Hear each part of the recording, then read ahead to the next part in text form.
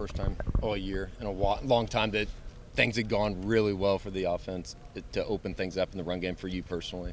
Yeah, I mean, we blocked it well, blocked it perfectly. Couldn't ask for a better hole, but just execution. Executing out here on the practice field translates to the game. So just continuing to execute, be able to get the good looks and practice, and then see them on the game and be able to execute during the game. Has this been frustrating for you, just as a whole, offensively, and just your opportunities? I mean, I think it's just been frustrating. Just competing. I mean, you always want to compete to win. So, whatever it is, the losses, not performing the best we know we can. All that's frustrating. That's one thing about being a competitor. You're never happy. You're never satisfied with your last performance. You always know there's something that you could do better. So there's definitely a level of frustration, but more like a competition to be better every week, be perfect every week. Do you feel like you personally are starting to get into a rhythm? Yeah, I feel like out here at practice, that's where you really start. That's where you be able to hone your skills. So be able to work at practice shows up in the game. So just doing the best I can at practice to be prepared when the game time comes.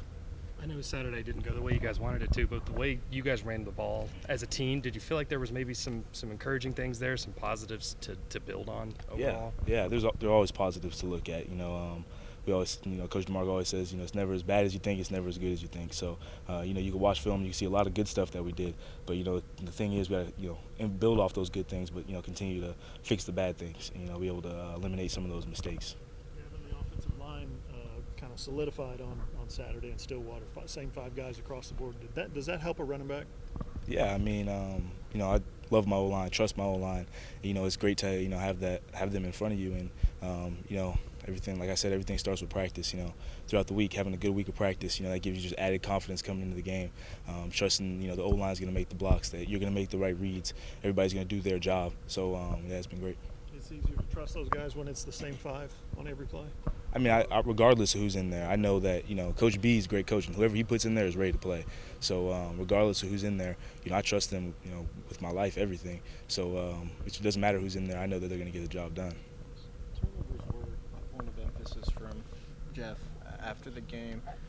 Coming off 2 losses, have you guys been able to pinpoint what has gone wrong? I guess even the last 3 games in that area. Yeah. I mean, like turnovers, penalties, everything kind of piggybacks off each other, and there's not one specific thing.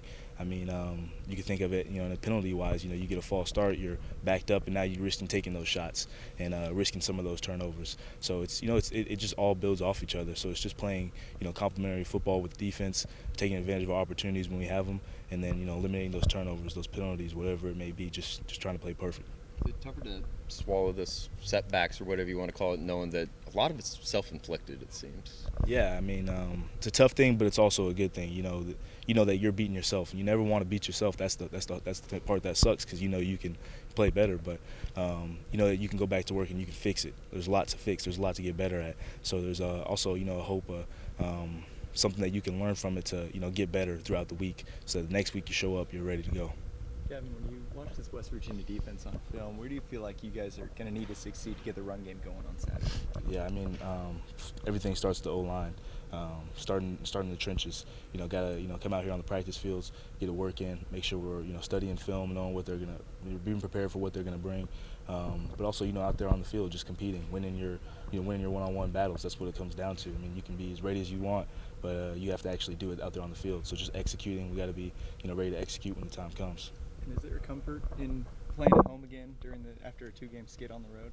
Yeah, I mean, you always love playing at home, playing in the Palace, in front of your fans and everything. So, it's exciting to play in front of the Palace. It's different. You can't lose at home. You don't want to lose at all, but definitely can't lose in front of the fans. So I'm excited for it. What's kind of the dynamic been in the running back room this year, as you guys have had some weeks it's you and Tawi, other weeks it's been Marcus, and it's kind of moved around throughout the year. What's that kind of been like? Yeah, it's just been very competitive. You got to come out here and win the job every week. No one's getting given anything.